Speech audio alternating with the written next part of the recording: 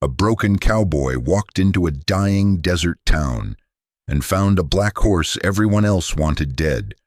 The horse was violent, terrified, and covered in scars from years of cruelty inside the mines of Red Ash Canyon. But the more the rider looked into the animal's eyes, the more he saw his own pain staring back at him. When the canyon finally collapsed in fire and dust, he faced the same choice that ruined his life years ago: run away or stay. And somehow, in the middle of fear and falling stone, the wounded horse chose to trust him. Tonight's story is about guilt, survival, and the quiet miracles God sends through broken souls that refuse to leave each other behind. Before we begin, tell me where you're watching from, and don't forget to like, subscribe, and ride with the Rider and Ghost. Years before anyone called him the Rider, he was just another exhausted cowboy drifting through the burning dust of Red Ash Canyon. At 34 years old, he already looked older than most men who survived the frontier. Long months beneath the desert sun had carved sharp lines into his weathered face. His shoulders were broad but lean from hunger and labor, and his dark brown hair hung beneath a battered black Stetson covered in red dust from the canyon winds. A rough black beard shadowed his jaw, uneven and neglected like most things in his life. His gray-brown eyes were the worst part of him. Tired eyes, empty eyes, the kind of eyes that stopped expecting anything good years ago. Red Ash Canyon was not the kind of place where people built futures. It was where broken men disappeared. The town sat between enormous red cliffs that glowed like dried blood at sunset. Dust storms rolled through the canyon almost every afternoon, coating the saloons, stables, and mining camps in layers of rust-colored sand. The workers in town coughed constantly from the quarry dust.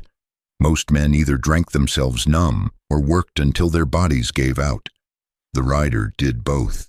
He hauled stone for the mines during the day and wasted his pay in whiskey at night. Sometimes he fought for extra money. Sometimes he fought because someone stared too long. The bartenders hated him, but they tolerated him because he always paid in cash and never complained after getting punched. Nobody in Red Ash Canyon knew his real name anymore. Maybe even he had stopped using it. Years earlier, he had owned a small ranch far north of the canyon with his younger brother, Eli. Eli Turner had been the better man between them. Younger by nearly 10 years, Eli had lighter brown hair, calmer eyes, and a stubborn kind of hope that survived droughts, debt collectors, and failed harvests. Even when the land dried and the cattle died, Eli still believed the ranch could survive. The Rider had stopped believing long before the end. The night Eli died, they argued. A stupid argument about money and horses and pride. The Rider rode into town drunk and furious, leaving his brother alone at the ranch. By the time he returned after midnight, the place was burning. Horses were gone, fence posts were shattered. Eli lay bleeding beside the corral beneath the orange glow of the fire. That memory never stopped replaying.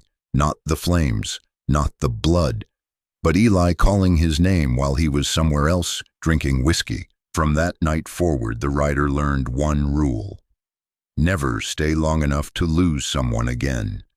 By the time he reached Red Ash Canyon, he had become a ghost long before the Black Horse ever did. One afternoon, after hauling stone carts beneath brutal desert heat, the Rider heard shouting near the lower mining stables.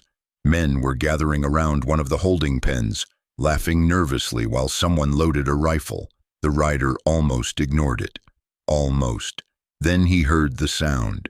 A violent crash of wood splintering, followed by a terrified scream unlike anything human. He turned toward the stable. Inside the far pen stood a black horse, unlike any animal he had seen before.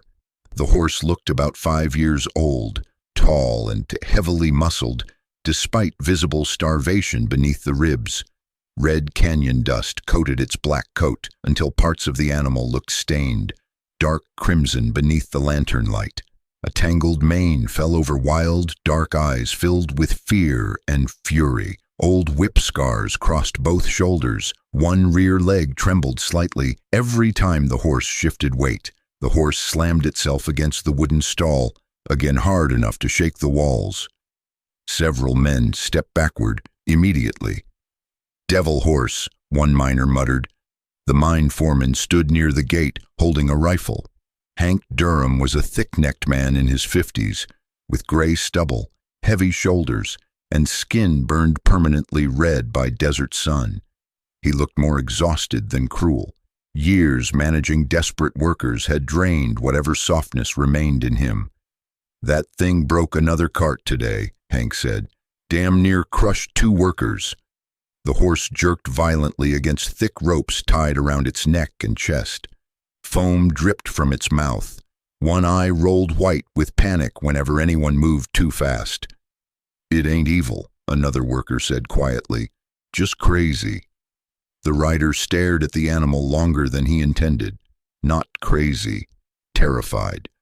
The horse reacted to every raised hand before it even arrived.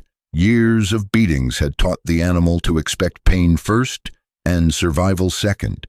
Still, the rider turned away. Not his problem. Nothing in this town was.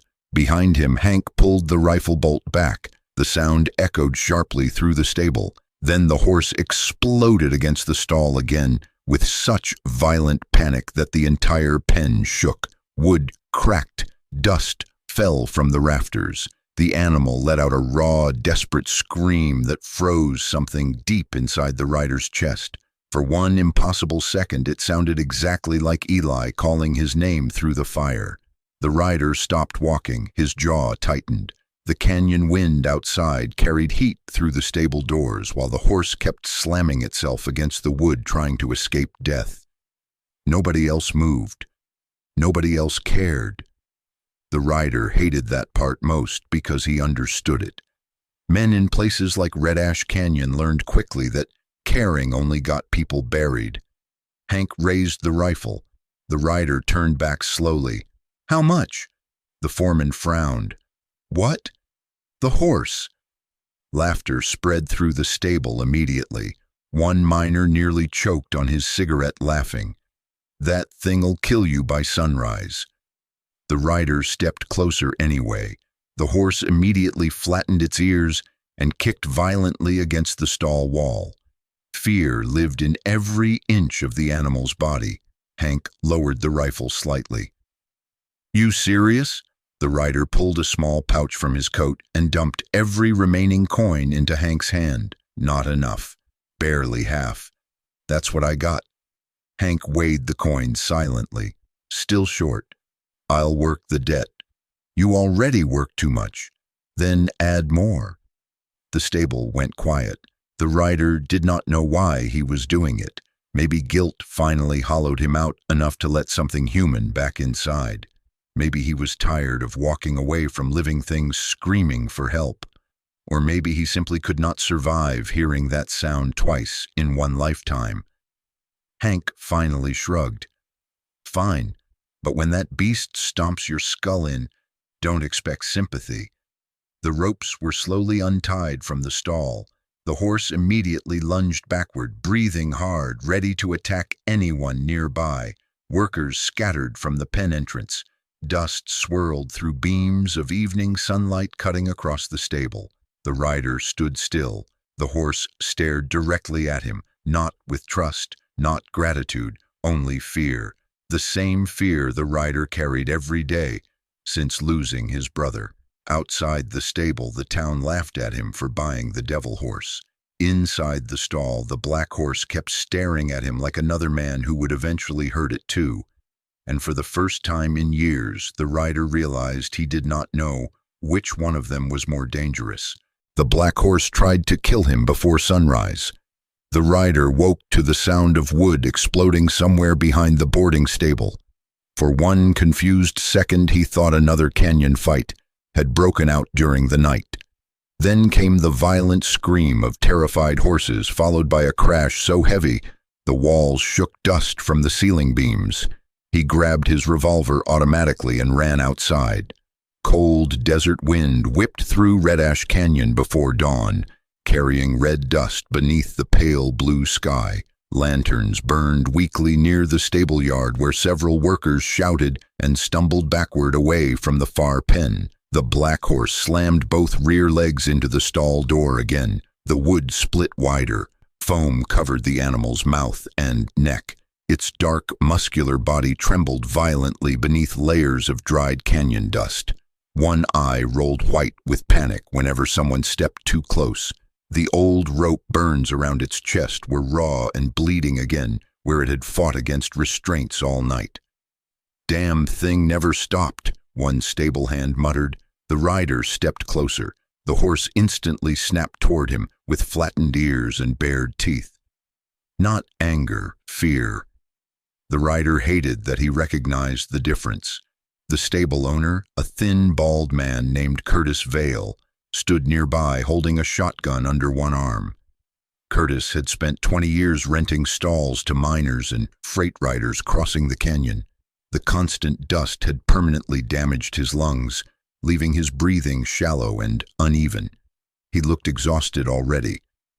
"You either calm that beast down," Curtis said, "or I'm putting it down before it tears through my stable." The rider stared at the shattered stall silently. Part of him wanted to walk away. Again, that instinct never really left him.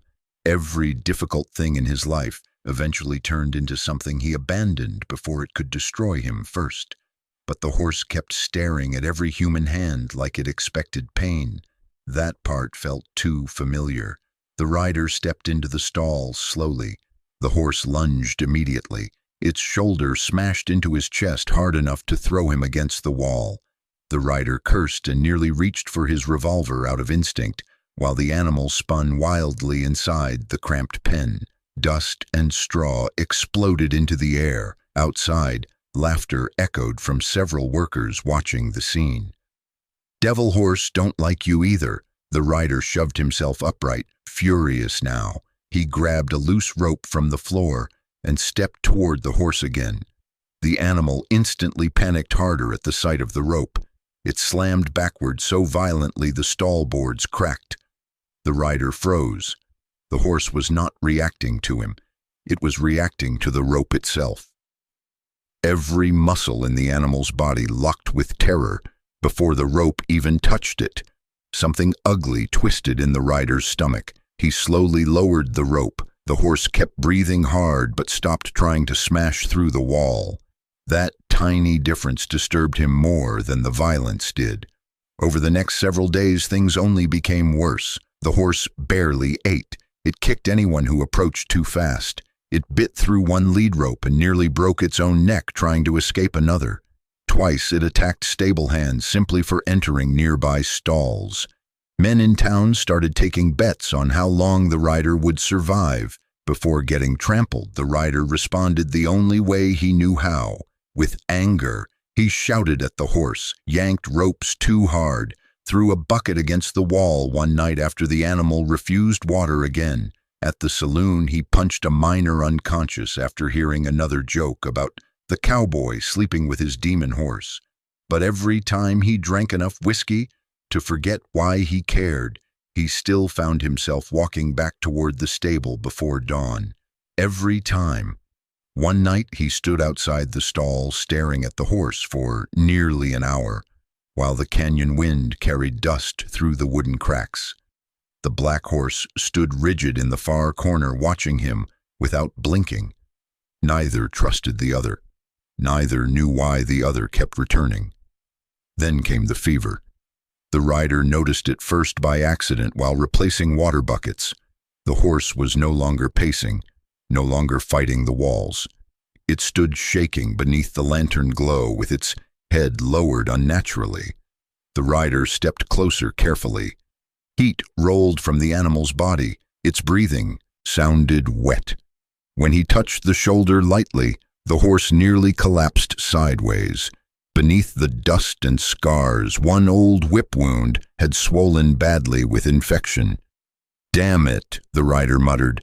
For the first time since buying the horse, genuine fear slipped into his voice. Not fear of being kicked, fear of losing it.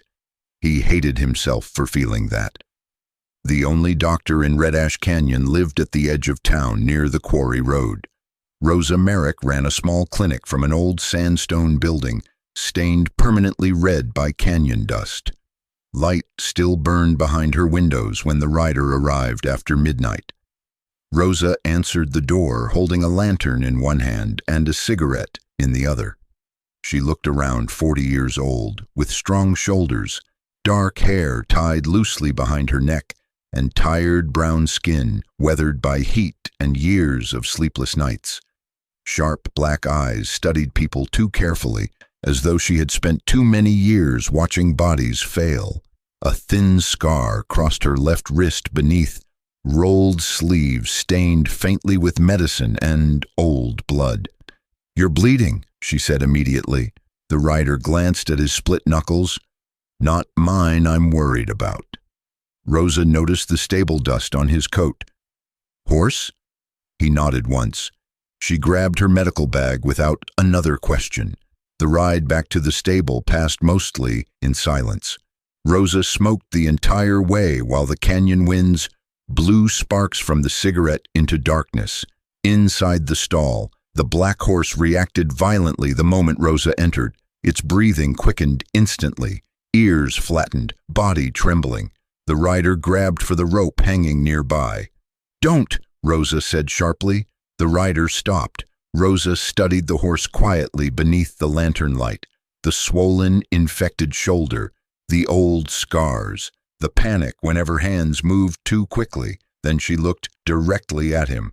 "That horse isn't evil," she said calmly. "That horse is terrified." The words hit harder than expected, because suddenly the entire stall looked different, not dangerous, cornered. Rosa approached carefully, sideways instead of directly. The horse still trembled violently, but she did not raise her voice or force eye contact. "Whoever owned this animal before," she said quietly, "taught it the world hurts first." The rider leaned against the wall, exhausted. "Can you fix it?" Rosa opened her bag slowly. "Maybe, if you stop trying to win against it." She cleaned the infected wound while the horse fought every second of it. The rider held the lantern and watched sweat run down the animal's neck, despite the cold desert night. At one point, the horse nearly struck Rosa. She never flinched. "You know why it hates ropes?" she asked. The rider said nothing. "Because ropes meant pain every time." The rider stared at the floor. Rosa eventually finished wrapping the shoulder and stepped outside the stall. Then she surprised him. "Sit." "What?" "Outside the stall." "I ain't a child." "No," Rosa said. "Children usually listen better." He nearly walked away right there. Instead, exhausted beyond argument, he dropped onto an overturned crate outside the stall entrance. "For how long?" "As long as it takes." The rider cursed under his breath. Hours passed. The canyon night grew colder. Wind carried dust through the stable aisles while horses shifted softly in nearby stalls. The black horse never laid down. It kept one terrified eye fixed on him the entire time. The rider wanted whiskey, wanted sleep, wanted to leave. But sometime near dawn, something changed. The horse finally lowered its head toward the water bucket. Not fully relaxed, not trusting, just thirsty enough to risk drinking while he remained nearby. The rider barely breathed watching it. The horse drank only a few mouthfuls before jerking its head back up again nervously, still afraid, still ready to run, but slightly less afraid than before. And somehow that tiny, fragile difference felt more important than anything the rider had accomplished in years. Weeks passed beneath the burning skies of Red Ash Canyon, and the black horse still trusted nobody. The rider stopped calling it Devil Horse after the second week, not because the animal had changed much, but because the name started sounding cruel in his mouth. Most days he simply called the horse Boy, in a low, tired voice whenever he brought food or water into the stable. The horse never answered kindly. Some mornings it pinned its ears flat the moment he appeared. Some nights it paced the stall until sunrise like a prisoner expecting execution. But slowly, almost painfully slowly, small things began changing. The horse no longer tried to bite him every time food appeared. It no longer kicked immediately whenever his hand brushed the side of its neck. And after enough nights sleeping near the stall, the rider realized something else. The horse had started recognizing his footsteps, not trusting them, recognizing them. That difference mattered more. The rider himself was changing too, though he refused to admit it aloud. He drank less whiskey now, partly because money had become scarce after taking extra shifts to repay the stable debt. The mining company worked him harder than before. Some days he hauled stone until his hands bled through cracked gloves. Other nights he guarded supply wagons crossing narrow canyon roads, where desperate thieves waited behind rocks with rifles. Still, every night ended the same way. Back at the stable, back near the black horse, the other workers noticed. Red Ash Canyon noticed everything eventually. One evening inside the Broken Lantern Saloon, a gambler named Vernon Pike laughed loudly enough for the entire room to hear. Vernon was a narrow-faced drifter with slick blonde hair, crooked teeth, and a gambler's permanent smirk. Years of cheating cards had made him quick with words and even quicker running from consequences. "You sleep closer to that horse than any woman in town," Vernon joked. Several miners laughed into their drinks. Old the rider might have shot him for less. Instead, he simply stared at the whiskey glass in front of him. That silence disturbed the room more than violence would have. Later that night, after the saloon emptied, Rosa Merrick found him sitting outside the stable, beneath a sky thick with desert stars. The canyon winds carried heat during the day and bitter cold after dark. Dust drifted endlessly through the moonlight like ash from some invisible fire. Rosa leaned against the fence beside him, smoking quietly. Her dark hair remained loosely tied behind her neck, though several strands escaped constantly in the wind. The exhaustion beneath her sharp black eyes seemed worse lately. The rider had begun noticing small things about her, without meaning to. The way her hands trembled slightly before taking pain medicine. The way she avoided sleeping inside the clinic whenever possible, because silence reminded her too much of her dead husband. "You hit fewer people lately," she said. The rider grunted. "Maybe folks learned manners." Rosa smirked faintly. "No, you're just tired." They sat in silence a while, listening to horses breathe inside the stable. Then something strange happened. The black horse stepped closer to the stall door on its own, not all the way, but closer than before. The rider noticed immediately. So did Rosa. The horse lowered its head slightly toward the sound of his voice while he spoke, then stopped itself suddenly, almost like it realized what it was doing. Rosa watched carefully. "You know what scares abused animals most?" The rider shrugged. "Hope." He frowned slightly. "They survive by believing nobody stays," Rosa explained quietly. "The moment they start hoping otherwise, fear gets worse." The rider stared toward the stall. He understood that better than he wanted to. A few days later came the moment neither of them expected. The rider was brushing dried canyon dust from the horse's shoulder after a long work shift.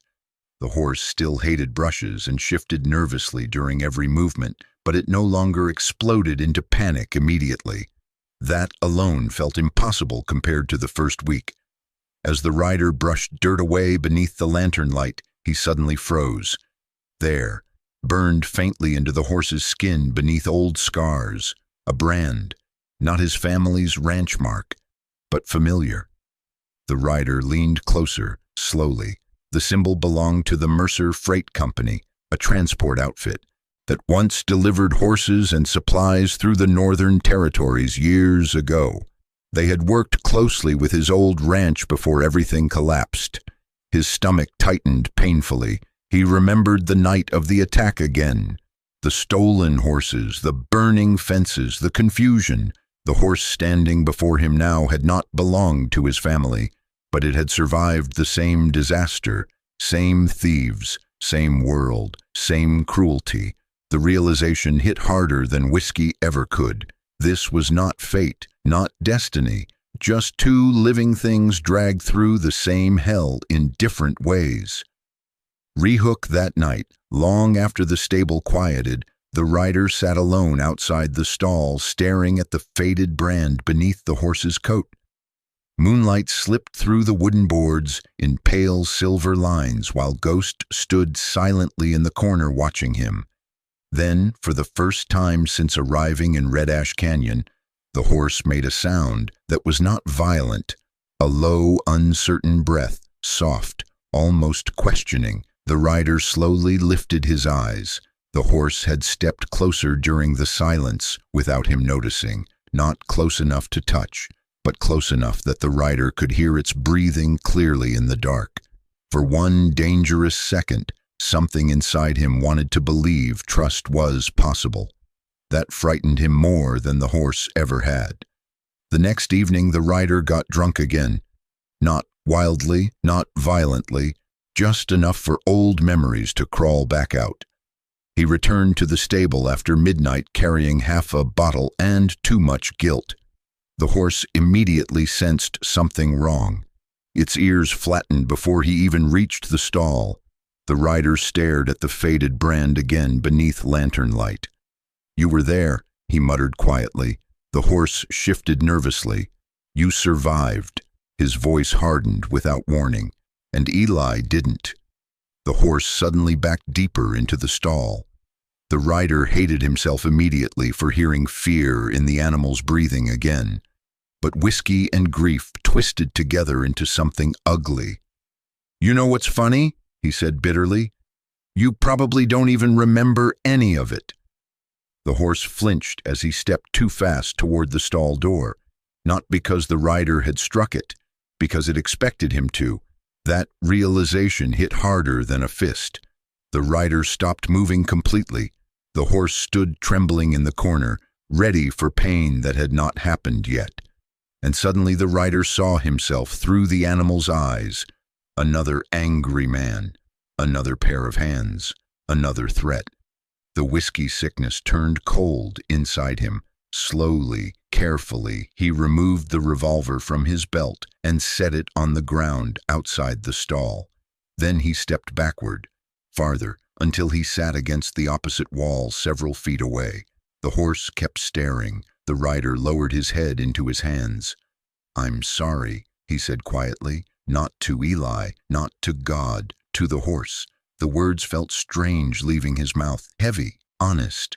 The horse did not come closer, but it also did not turn away this time. Hours passed quietly beneath the lantern glow. Outside, canyon winds scraped dust across empty roads, while distant mining carts rattled through the darkness. Near dawn, exhaustion finally overtook the horse. For the first time since the rider bought it, the black horse slowly lowered itself onto the straw while he remained nearby. The rider barely breathed watching it happen. The horse still feared him, still watched him cautiously through half-open eyes. But eventually, slowly, sleep won, and beneath the pale lantern light of Red Ash Canyon, the devil horse finally slept while another human being stayed. By the beginning of summer, Red Ash Canyon had baked itself into something crueler than winter ever could be. Heat shimmered above the quarry roads from sunrise until dark, turning the red cliffs into walls of burning iron beneath the desert sky. Dust storms rolled through town almost every afternoon now, covering faces, food, whiskey glasses, and lungs in the same layer of red grit. Men coughed blood more often, tempers burned faster, even the horses looked exhausted. The rider had started thinking about leaving again. not because things were getting worse, because they were getting better. That frightened him more. Every morning, Ghost waited near the stall door when he heard the rider's boots against the stable floor. Not close enough to touch, never that, but close enough to watch, close enough to listen. The horse still tensed whenever ropes moved too quickly, and sudden shouting could still trigger panic in its eyes, but the violence had changed. Ghost no longer fought every second of every day, and that tiny, fragile progress terrified the rider, because attachment always became loss eventually. He knew that, like other men knew Scripture. One evening after work, the rider stood outside the stable watching the canyon sunset stain the cliffs dark crimson. Rosa sat nearby on an overturned bucket, smoking silently while sorting medical supplies from her worn leather bag. The faint smell of morphine tincture followed her these days, though she tried hiding it. Her sharp black eyes looked more tired than usual beneath loose, dark hair, tangled by the wind. "You're leaving," she said suddenly. The rider didn't answer. "You always start staring at the horizon when you're about to run." He leaned against the fence quietly. "There ain't much reason staying." Rosa gave a dry laugh. "That horse would disagree. That horse barely tolerates me." Still stayed. The rider looked toward the stall. Ghost stood beneath lantern light, chewing slowly on hay, while keeping one ear turned toward their voices. Rosa studied him carefully before speaking again. "You keep pretending leaving hurts less." The rider's jaw tightened. That sentence landed too close to truth because deep down he already knew something dangerous had started happening. Not trust exactly, not affection, but responsibility. And responsibility meant eventually watching something die again. He could survive loneliness easier than grief. At least that's what he kept telling himself. The next morning he decided to saddle Ghost for the first time. Not ride, just saddle. The idea alone nearly ended in disaster. The moment Ghost saw the worn leather saddle blanket in the rider's hands, panic flashed through the horse instantly. The animal backed violently against the stall wall, ears pinned flat, breathing sharp and shallow. Easy, the rider thought, but nothing about it stayed easy. Ghost kicked the sideboards hard enough to splinter wood when the saddle touched its back. Dust exploded through the stable while nearby horses screamed in reaction. The rider grabbed for the lead rope instinctively. Mistake. The sudden tension sent Ghost into full panic. The horse snapped backward, ripping the rope from his hands and dragging half the stall across the floor before slamming into the gate. Workers outside burst into laughter immediately. "Devil horse still owns you," the rider cursed under his breath, anger rising hot and fast inside him. For one dangerous second, he nearly struck the horse out of pure frustration. Instead, he stopped himself. Ghost stood trembling in the corner, watching his hands carefully, waiting, expecting violence. The rider slowly lowered his arms, then stepped backward. The horse's breathing eased slightly. That became the pattern for the next several days. Failure, dust, pain, repeat. Ghost threw him into a water trough on the second attempt. Nearly broke loose through the stable wall on the third. One afternoon, the horse kicked a wooden post hard enough to split it in half after hearing miners shouting outside. The entire town found entertainment in the process. Men gathered outside the stable just to watch. Even Vernon Pike returned with whiskey and cards, placing bets on how long before the rider got himself crippled. "You ought to sell that thing before it kills you," Vernon laughed. The rider ignored him, mostly, but the exhaustion kept building. One afternoon, Ghost jerked sideways while the rider adjusted the saddle straps. The movement threw him hard into the fence rail. Pain exploded across his shoulder as he hit the ground. He tasted blood immediately. When he tried standing, his left arm barely moved. "Dislocated," Rosa muttered later. while shoving the shoulder painfully back into place inside her clinic. The rider swore loud enough to shake the windows. Rosa didn't care. "You know what normal people do after this?" she asked calmly. "Drink?" They quit. But the rider returned to the stable before dawn anyway. That night, after another failed attempt, the rider sat outside Ghost's stall, too exhausted to move. Blood dried along the corner of his mouth from the fall earlier. The canyon winds howled softly through the stable cracks, while lantern light flickered across the horse's dark body. Ghost stood watching him silently for a long time. Then something strange happened. The horse stepped forward on its own and lowered its nose toward the rider's injured shoulder, not touching, just hovering close enough to smell blood. The rider stayed perfectly still. Ghost's ears twitched nervously, ready to bolt at any sudden movement, but instead of backing away, the horse exhaled slowly against his coat. Warm breath. Gentle. For one impossible second, the stable felt completely silent. No panic, no fighting, just two wounded creatures studying each other beneath the desert night. Then Ghost suddenly stepped backward again as though realizing what it had done. But the rider never forgot that moment, because it was the first time Ghost approached him without fear forcing the decision. The next morning he tried again. No crowd this time, no shouting miners, only dust, heat, and patience. The rider moved slower now. He learned to pause before Ghost became overwhelmed, learned which sounds tightened the horse's muscles, learned how quickly fear could return if he pushed too hard. Most importantly, he learned when to stop. That changed everything. Ghost still resisted the saddle, but less violently now. The horse began understanding something it had never experienced before. Mistakes did not always lead to pain. The rider tightened the saddle straps halfway. Ghost tensed hard. The rider stopped immediately. No yelling, no whipping, just silence until the horse relaxed again. Hours passed beneath brutal canyon heat. Sweat soaked through the rider's shirt, while Ghost trembled beside him in exhaustion. Finally, near sunset, the impossible happened. Ghost allowed the full saddle onto its back without exploding into panic. The rider stood frozen beside the horse, barely breathing. Outside, canyon winds carried red dust through the golden evening light. Slowly, carefully, he placed one hand against the saddle horn. Ghost stiffened instantly. The rider waited. The horse's breathing slowed again. Then very carefully, the rider stepped into the stirrup and lifted himself onto Ghost's back. For the first time, the horse locked every muscle in its body, rigid, terrified. The rider felt it immediately. Fear, not rebellion, fear.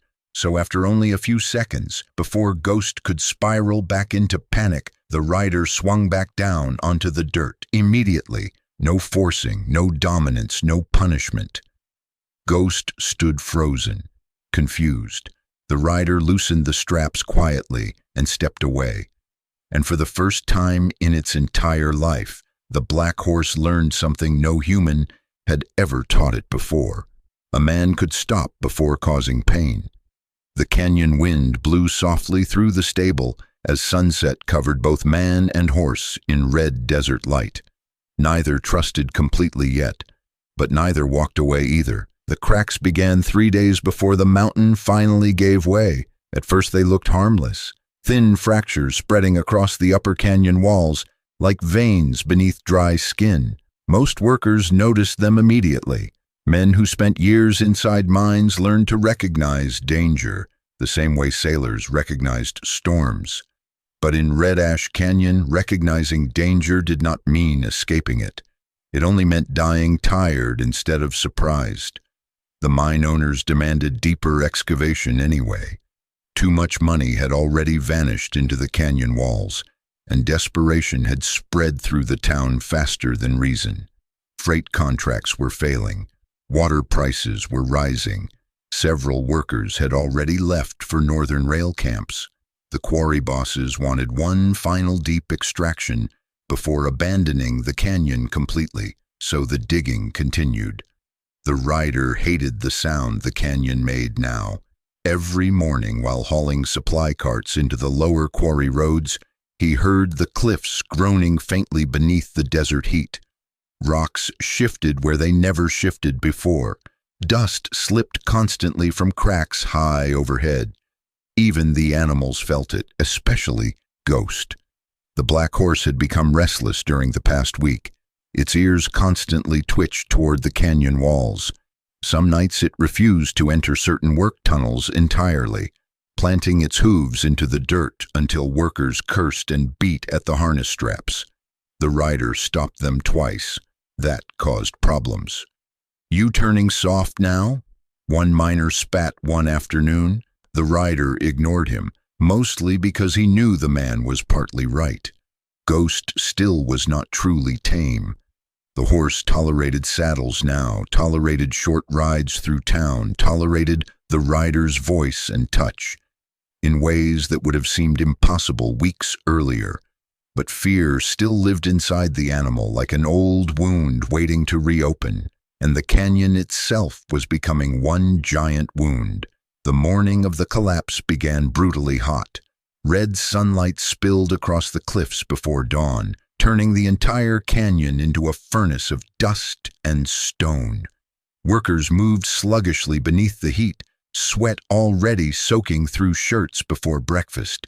The rider rode Ghost near the upper quarry, while supply wagons unloaded tools below. Ghost's muscles remained tense beneath the saddle the entire morning. The horse constantly lifted its head toward the cliffs, nostrils flaring sharply at sounds nobody else noticed yet. Then around noon, the canyon groaned. Not loudly, worse, deep, a low, crushing sound beneath the earth itself.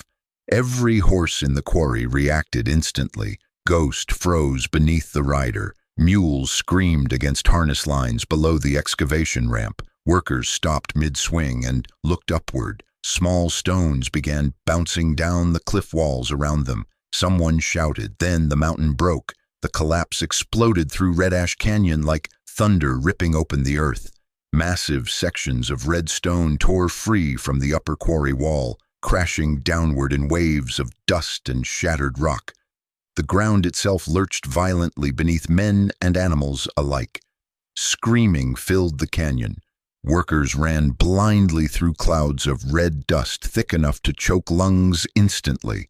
Wagons overturned. Mules snapped harnesses trying to escape.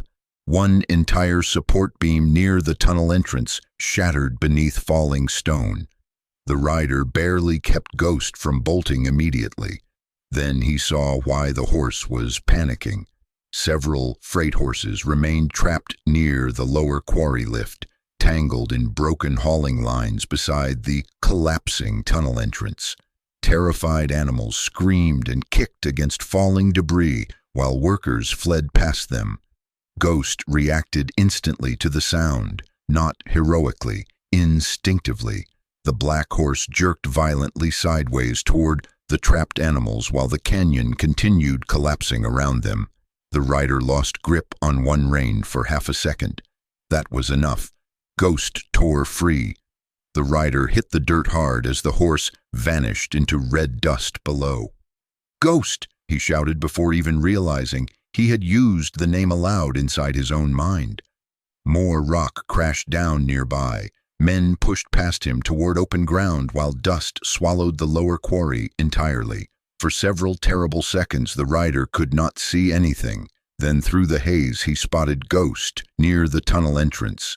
The horse had become tangled in fallen hauling lines while trying to reach the trapped freight animals. One rope wrapped tightly around its rear leg while shattered beams blocked part of the escape route. Ghost reared violently in blind panic as debris continued raining from above. The rider stopped running, because suddenly he was close enough to escape. The open canyon road stood only yards away behind him. Men were already reaching safer ground. Nobody would blame him for leaving. Nobody expected him to run back toward a collapsing mine for one broken horse, and for one awful heartbeat. He almost did leave. Fear screamed through his chest hard enough to freeze him completely. Not fear for Ghost, fear of failing again, fear of watching another living thing die because he stayed too long. The memory of Eli flashed through him so sharply he nearly staggered. Burning fences, blood, a voice calling his name. The rider looked toward the canyon exit, then back toward Ghost. The horse screamed again beneath falling stone, and this time the rider ran toward the danger instead of away from it. As the rider reached the collapsing tunnel entrance, Ghost suddenly stopped fighting the ropes for one impossible second. Through clouds of red dust and falling debris, the terrified horse locked eyes with him, completely still. No violence, no panic, just raw, exhausted fear. The same fear the rider had carried since the night Eli died.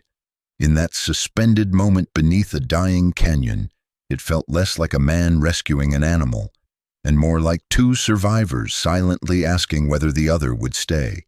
The next minutes blurred into violence and dust. The rider dropped to his knees beside Ghost while rocks crashed around them. The hauling ropes had tightened badly around the horse's rear leg during the struggle. Ghost nearly bit him the moment he grabbed the lines, panic driving every movement now. "Easy! Easy!" The horse kicked wildly. A falling stone smashed beside them hard enough to spray sharp fragments across the rider's face. Blood ran down his cheek instantly. Still he kept pulling at the tangled ropes. The canyon groaned overhead again. More debris crashed behind them. Ghost struggled so violently that one rope cut deep into the horse's leg. The rider cursed and ripped at the knot barehanded until skin tore from his fingers. Dust coated his lungs so thick he could barely breathe. Another freight horse nearby screamed beneath collapsed beams. Ghost heard it and fought harder, not trying to escape alone, trying to reach the other trapped animals. That nearly killed all of them. The rider finally cut one rope loose using a broken knife blade. Ghost lurched sideways immediately, almost crushing him beneath terrified hooves, but another beam pinned part of the harness down beneath shattered rock. The rider grabbed the beam with both hands. Pain exploded through his injured shoulder from the previous weeks. He nearly blacked out trying to lift it. Then suddenly another pair of hands joined him. Hank Durham, the exhausted mine foreman, appeared through the dust, coughing blood into one sleeve. "Lift, damn you," Hank growled.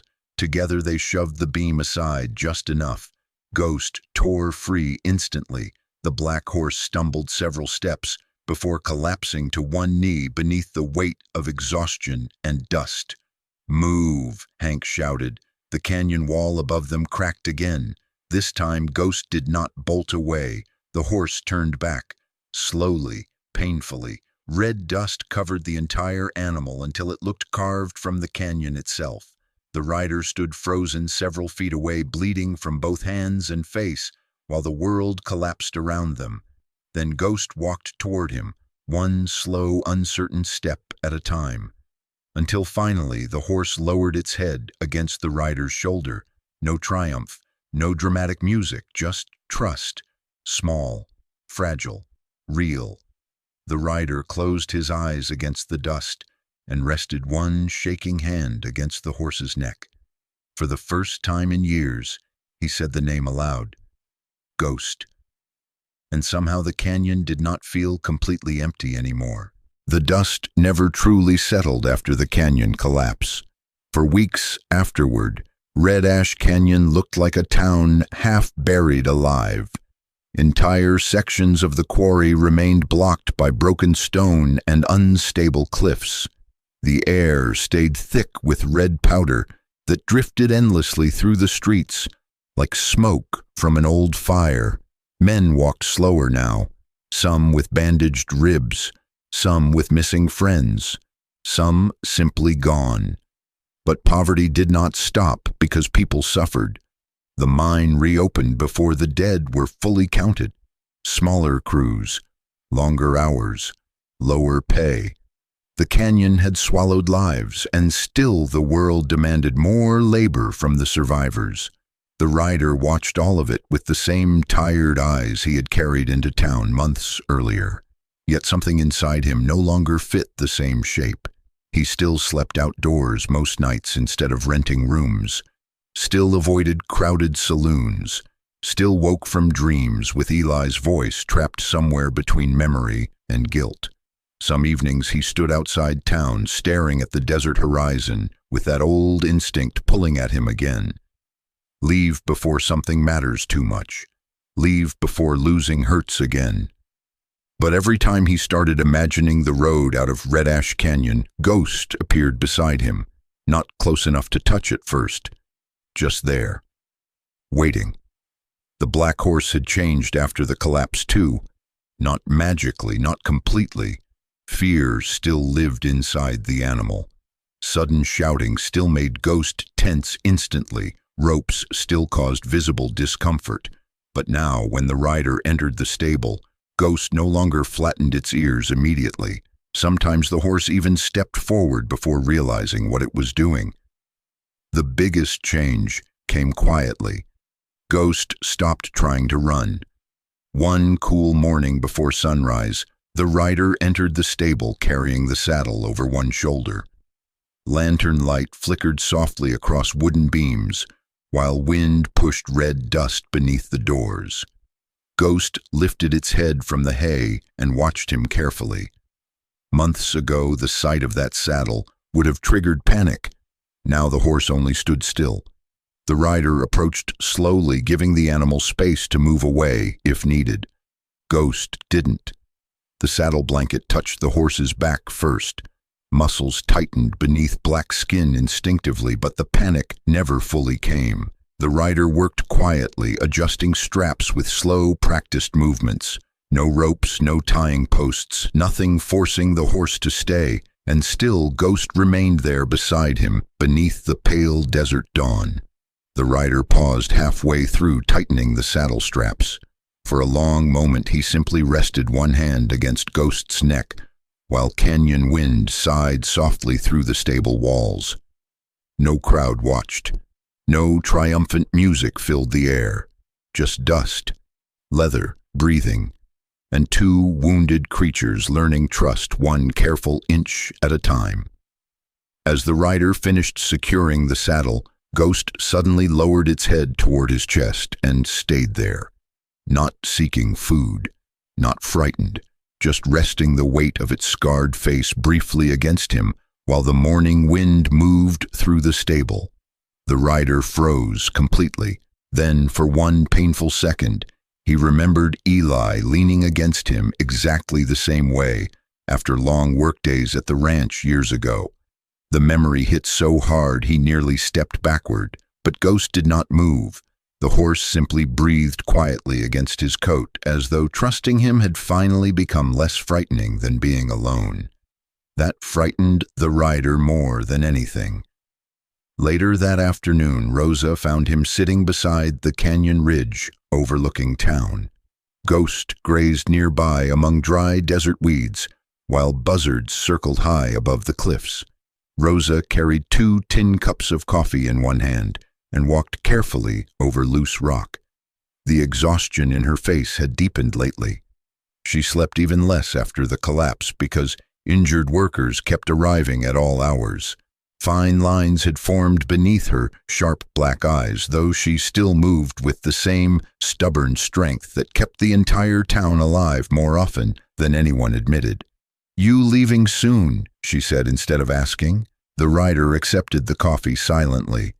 "That obvious." "You stopped looking angry," Rosa answered. "That usually means you're thinking too much." He almost smiled at that. Almost. Below them, Red Ash Canyon stretched across the desert like a scar too deep to heal properly. Wagons moved slowly through dusty roads while distant hammering echoed from rebuilding crews near the quarry. "It still ain't a good place," the rider muttered. Rosa nodded once. "No, but neither are most places." They drank quietly for a while before Rosa reached into her coat pocket and pulled out something wrapped carefully in cloth. "I found this after the collapse," she said. The rider unfolded the cloth slowly. Inside rested an old, worn leather rein strap, cracked with age and faded almost gray beneath layers of dust. Recognition hit immediately. Mercer Freight Company markings, the same transport outfit connected to the old robbery years ago. Rosa studied his expression carefully. One of the dead workers had it stored with old equipment, probably forgot it existed. The rider turned the leather over slowly between rough fingers, a meaningless object to anyone else, but not to him. Not anymore. This strap had survived the same road Ghost survived, the same road Eli died on. Rosa lit another cigarette before speaking quietly. "You know what scares me?" The rider glanced sideways. "You're starting to care whether you survive." He stared toward Ghost again. The horse stood several yards away with red canyon dust glowing softly across its black coat beneath evening sunlight. Even now, Ghost still carried scars from old beatings and the collapse itself. One rear leg occasionally stiffened after long workdays. The animal would probably never become easy or gentle the way other horses were. But Ghost stayed. That mattered. The rider tied the old leather strap carefully onto the saddle that evening. Not for luck. Not sentimentality. Proof. Proof that something broken could survive long enough to become something else. 2 days later, before sunrise, the rider packed his bedroll quietly beside the stable. Most of Red Ash Canyon still slept beneath cold, blue desert light. The air smelled like dust, smoke, and distant rain that would never actually arrive. He did not say goodbye to many people. There weren't many people to say goodbye to. Hank Durham nodded once from across the yard while supervising morning crews. Rosa stood outside her clinic, smoking silently with tired eyes that understood more than he wanted spoken aloud. "You'll probably come back someday," she said.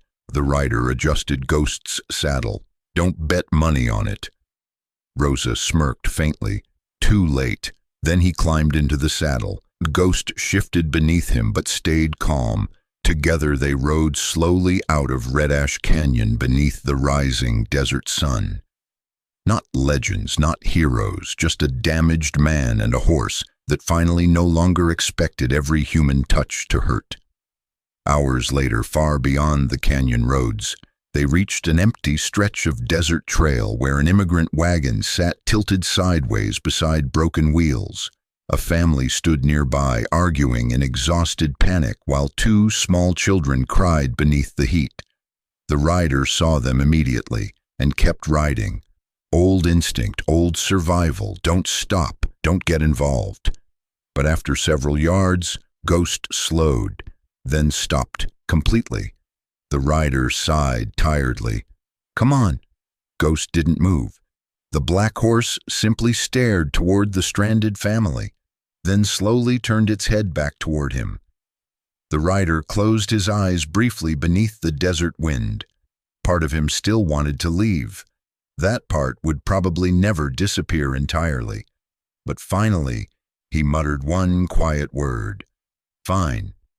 Then he turned Ghost around toward the broken wagon, and somewhere beneath the endless red sky, before anyone ever called him the rider, a lonely man made the smallest decision of his life: to stay. Sometimes God does not send miracles the way we expect. Sometimes he sends them quietly, through wounded souls that refuse to leave each other behind. Ghost was never the strongest horse in the world, and the rider was never a perfect man. But maybe grace begins the moment someone chooses to stay when walking away would be easier. In our own lives, many people carry hidden pain just like they did. Some are waiting for kindness, some are waiting for forgiveness, and some are simply waiting for someone to notice they are hurting. If this story touched your heart, share where you are watching from in the comments, and tell us about a person or animal that stayed beside you during your hardest season. Don't forget to like, subscribe, and join us for more journeys with the Rider and Ghost. May God bless you, protect your family, and bring peace to every lonely road you walk.